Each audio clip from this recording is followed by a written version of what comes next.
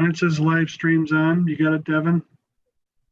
Just waiting for it to show up online. Okay. It takes about a minute.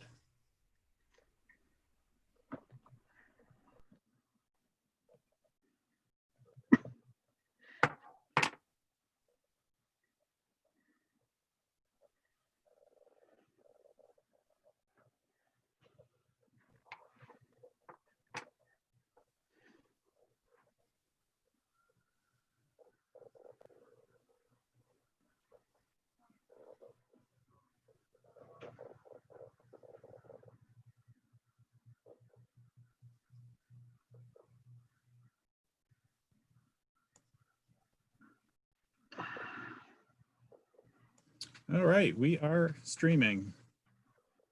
All right, thank you, Devin. We'll call to order this July 28th, 2020 special meeting of the Tecumseh Board of Education. We'll start with our Pledge of Allegiance as led by John Benzing tonight. John.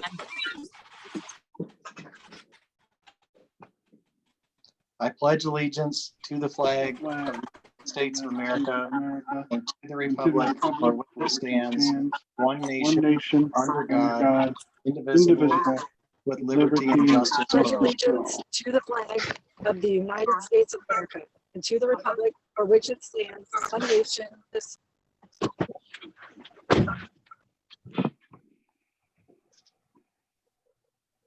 All right then. Public comment. We had no registrants for a public comment. We're going to move right to our agenda discussion topic, which is one, the K through 2 learning technology.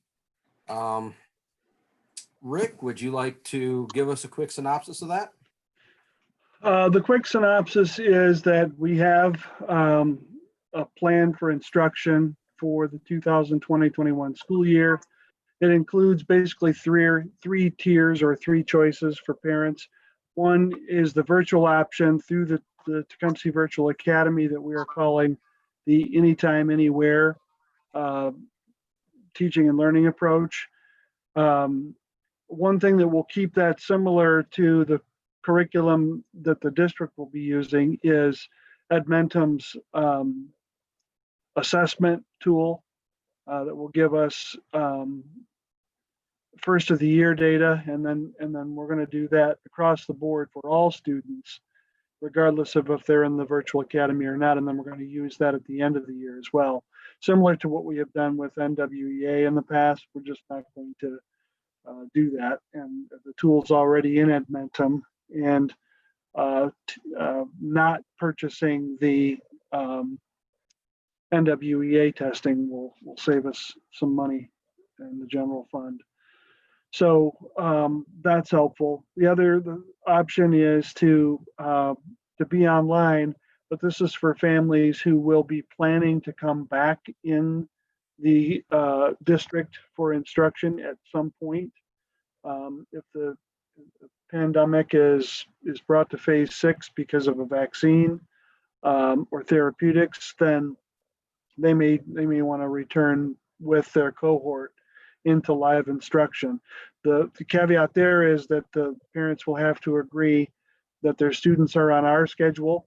They will have to attend daily, and they'll have breaks for their specials like art, gym, and music and things like that all online.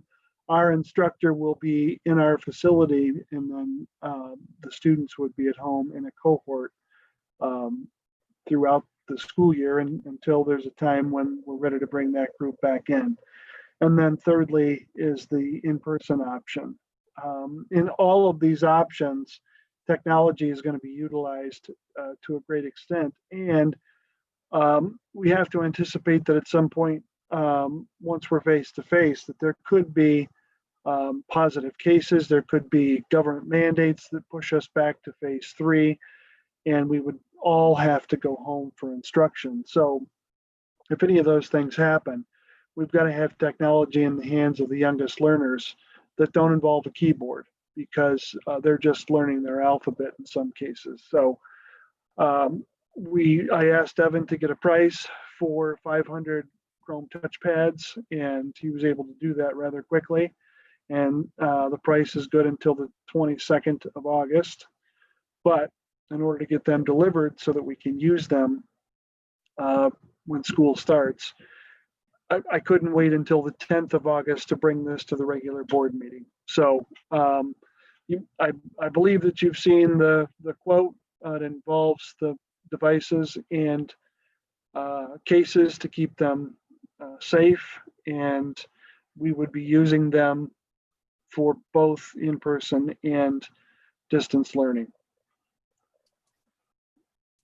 All right. Also, I think all the board members got the revised budget, which wasn't a big revision. It really took that money that the state isn't going to take from last year, rolled it into our fund equity. That was the only change. It put us up to Right. 17.25% fund equity. Is that right? Yeah, I think it was actually a little better than that, 17.34, and that's an unaudited fund equity. So we would expect to get even a little bit better, maybe closer to 18% to start the year. There are some categorical monies that may be shifted that wouldn't be of benefit, but in general, that's the fund equity projection based on the money not being taken back from 1920. The 2021 budget is not set, so we're still assuming some things in the budget that could be beneficial to us later on. That is the $700 per student reduction that we planned for may not be that deep. So there could potentially be even more savings in there, but we do have some things that we know that we're going to have extra expenses on related to safety protocols and cleaning. So we do want to have a little bit of that padding to be able to do those things. Still don't know very much about athletics, except that they're continuing to do their workouts, and their official start date is, I think, I want to say that it's the 11th or 12th of August is their official start date, and then, by that time, they'll be letting us know if there's going to be a competition season for athletics. But there is a potential there that we're not going to be spending the money that we thought we were, at least for fall sports. So there's still information that we need to gather and wait for from other sources, but regardless, we're going to have school. And like I said, it could be in any one of those three versions, and we need these devices for all three of them. Right. On that topic, the question was posed earlier in the week. The CARES Act money, is that faucet dried up, or is there any chance of revisiting the CARES Act to get funding for these? I don't have an accounting for exactly what money we have spent out of that. I think it was 188,000. But I know that part of the extra 500 Chromebooks that we bought earlier came from that money. So there isn't an enormous amount of money left. These devices are a little more expensive than the Chromebooks. The Chromebooks with license were roughly $200 a piece. So we got more of them for less money than the 140 that we're asking for. And we spent that CARES Act, some of that CARES Act money on a few other smaller things. But once we have that accurately accounted for, some of this 140 will come from that. We have about $46,000 in some money that we get annually in the form of a grant from the ISD that we will be able to put towards this. So not all of the 140 that we're asking for here will come from general fund. All right. John? I just want to say, I think, we definitely need to get this taken care of tonight so Devin can get these ordered. Because one of the big issues out in the world today is, lack of inventory, because it doesn't matter what it is, nobody manufactured things for 3 or 4 months and the inventory levels are drying up. So we can't afford to, wait very long to get these or they're not going to be available. All right, there was one other question that was posed. I wanted to make sure I got an answer to. Let me see if I can find it. Apologies for the slight delay.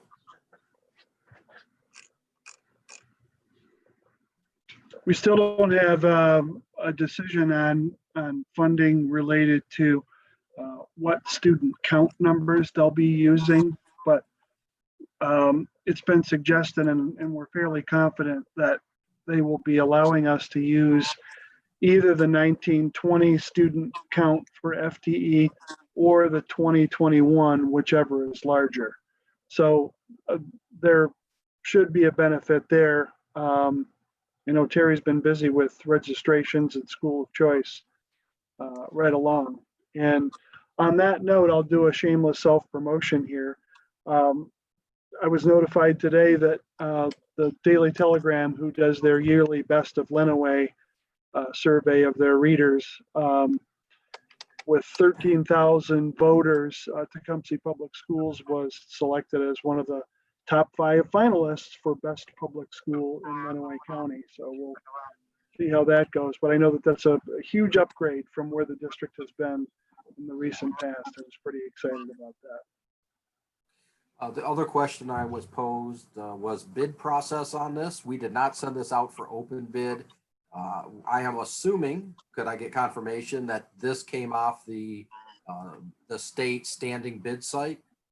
Is that where this came from? Yes, we used a vendor through the REMC SAVE contract. And I did actually check with some other vendors just to see what the price points were. The vendor that we chose has a much more competitive price than CDW and some others that we looked at. Although they didn't even have the stock, I just wanted to know that if the prices were better, if we could get in line. It turns out that the vendor we selected has a better price. They don't have these in stock yet, but we're anticipating hopefully end of August delivery. All right, and individually broken down, we were looking at $254, including the educational software preloaded on them, correct?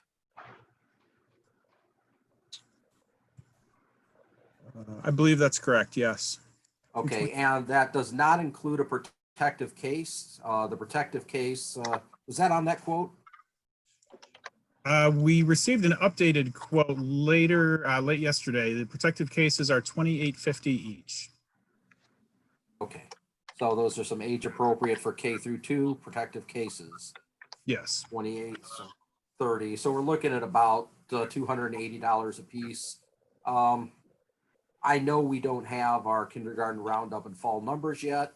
What kind of overage are we looking at here for K through 2? Are we looking at having 50 extra units for breakage and such? Do we have a guesstimate on that? 500 is actually a little bit of a low estimate, and that is based on some of the surveys and also from the continuity of learning plan, in that not every home needed a device for online learning. We anticipate that there will be some students whose family will have their own device and they won't request one from the district. All right, so we haven't really padded this to have any extras in inventory then? Not on purpose, but that could happen as a result of, like I say, not every family requiring one. All right. So my question would be, right now we've got a request for 500 of them. Is there any interest in putting a little padding on that request to be sure we don't have any students left out, or to be sure we have at least a couple of them locked up in our tech department for breakage? Or do you guys want to stick with the 500?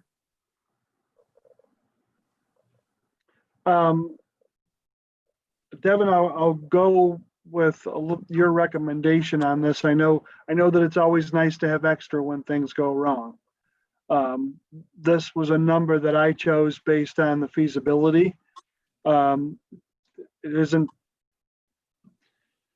It's not unrealistic to think that we'll only use about 400 of these, but I could be surprised. Right. Without the student counts, the kindergarten registration numbers, it's going to be really hard to say. What is nice about these devices is that they're fully repairable in-house. We'll get some extra screens on order, so we have those ready. We can turn around repairs pretty much the same day. So having excess devices, it would be nice, but it's not completely necessary. All right, so based on that, we're looking at, comes right up to $140,000 for 500 devices, right? All right, any more discussion from the board? Quiet board tonight. Could I get a motion on that's gonna push us right up to action items then? Could I get a motion on the purchase of 500 tablets for K-2 technology? I move that we approve the purchase of 500 tablets for K-2. Support. We're gonna give it to John because he had his mic on. All right, roll call vote. Becky? Aye. John? Aye. Suzanne? Aye. And the chair votes aye. Motion passes unanimously. That will bring us right to our adjournment for this very short yet important meeting. Can I get a motion to adjourn? So moved. Support. All in favor, aye? Aye. Aye. We are adjourned. Thank you very much, everyone. And thank you, Rick, for taking the time out of your vacation. Yeah, Thanks, I appreciate everybody's time. Thank you. Thank you. Thank Thank you, you. Rick. Yep.